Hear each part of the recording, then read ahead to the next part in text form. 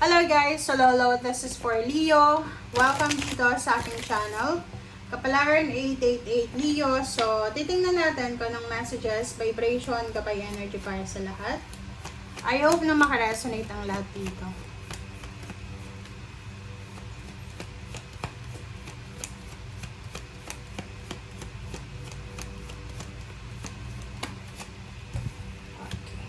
Thoughts. Leo number 16, number 7. Okay, distant horizons. Okay, Leo. So, sa nakikita ko sa'yo dito, ang linggong ito ay kumbaga busy ka sa pag-iisip. If you're OFW, nasa ibang bansa ka, pwedeng ang isip mo nasa Pilipinas, nasa pamilya mo. Sa nakikita ko sa'yo dito, maybe you are thinking na mag-travel this week or next week. Sa nakikita ko sa'yo dito, you're thinking na mag-send ng message sa isang tao, parang ganon. Or you're thinking about the past and the present and future.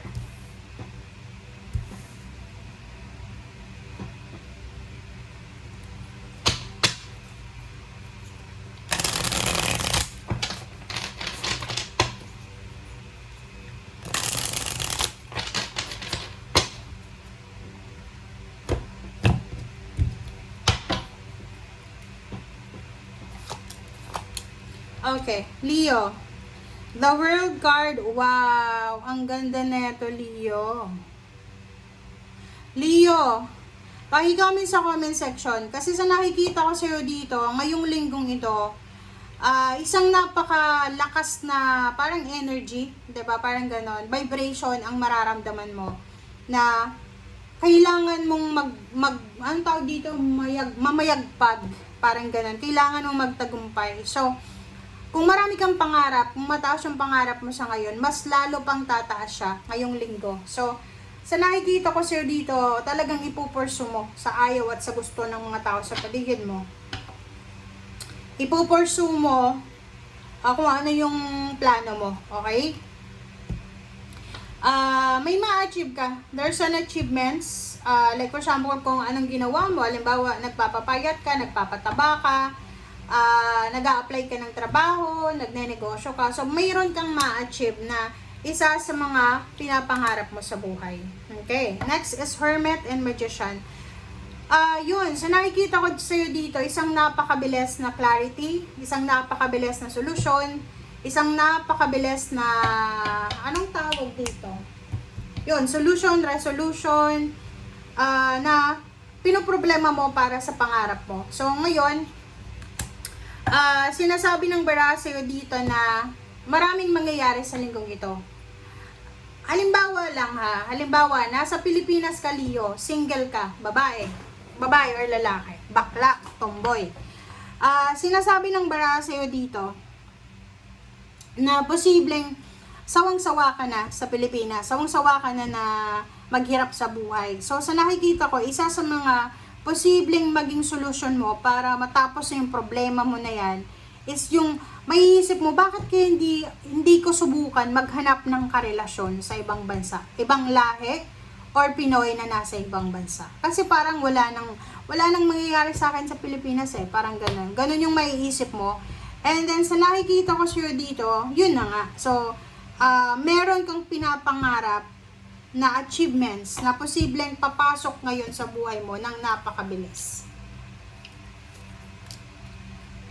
Okay, next is 6 of Cups and 6 of Pentacles. So, this is 66. Okay? 66. Okay, so sinasabi ng bara sa'yo dito na may tao na tumulong sa'yo before. There's a past person na tumulong sa'yo before. And ngayon, marirealize mo na kailangan mo rin pala siyang tulungan. Parang ganon. Wow. 2 of Wands and the Empress. So, kaso lang, ang sinasabi ng bara sa'yo dito, there's an opportunity There's an opportunity na inihahain sa'yo ang universe na pwede ka nang magsimula ng bagong buhay. Kaso lang, nahihirapan kang magdesisyon. Okay? So, punong-puno ka ng motivation, pero confused ka. Ganun yung pakiramdam mo sa linggong ito. Okay? Wow, you're traveling. So, nakikita natin, maybe you're traveling, pwedeng bibili ka ng plane ticket, bibili ka ng sasakyan. There's a ton of ones. Nakikita ko na yung iba sa inyo dyan, pwedeng sobra-sobra kayong magiging busy sa linggong ito. Nakikita ko na excited kayo sa kung ano man ang mangyayari sa linggong ito. Five of Cups, regrets. Meron kang mararamdaman na pagsisisi. Kasi wala kang pera or whatsoever. So, paki-comment sa comment section guys kasi sa nakikita ko sa'yo dito, may gusto kang gawin sa linggong ito. Like for example, gusto mong bumili ng kung ano-anong mahal na bilihin, parang ganon, luxurious things. Ang problema lang, wala kang pera, wala kang ipon. So, marirealize mo ngayong linggong ito na marami kang perang hinawakan for the past few months and then ngayon, zero balance ka. Parang ganon. Four of Pentacles and Nine of Swords. So, sa barakang ito, sinasabi ng baraha sa'yo na yon, another motivation na mararamdaman mo, Leo, sa linggong ito, is yung mag-ipon ng pera. Marirealize mo na importante talaga pala na mag-ipon ng pera. Importante pala na mayroon tayong isinusuksok. And then, yun, ang problema lang sa inyo dito talaga is marami kayong gustong gawin, pero wala kayong magawa kasi wala kayong pera. Marami kayong utang siguro, marami kayong utang. And then sa nakikita ko sa'yo dito, may kailangan kang i-let go para sa pera. Okay? O, yun. Sabi ng baraha sa'yo dito, kailangan mong i-let go kung ano man yan. May mga ano kayo hindi ito basic needs. Ito yung mga wants nyo. May mga wants kayo, like for example, may mga subscription kayo every month sa inyong cellphone, sa inyong television, na kailangan nyong alisin. Ha? Kasi hindi nyo yan kailangan. Lovers and the Strength. Yung love life mo, going stronger. Walang masyadong problema sa love life. Ten of Swords. Kaso lang, may mga love life trauma ka na posibleng bumalik siya sa linggong ito. Okay? You're at peace. End of the week, you're at peace. Wala ka namang problema. Sinasabi ng baraha kahit may mga financial problems kayo, wala naman kayong problema na dapat na i-concern. And sa nakikita ko sa'yo dito, emotionally, you're happy, you're contented. Pero, ang problema mo lang sa ngayon is kaperahan. Yun lang. Physical health, wala.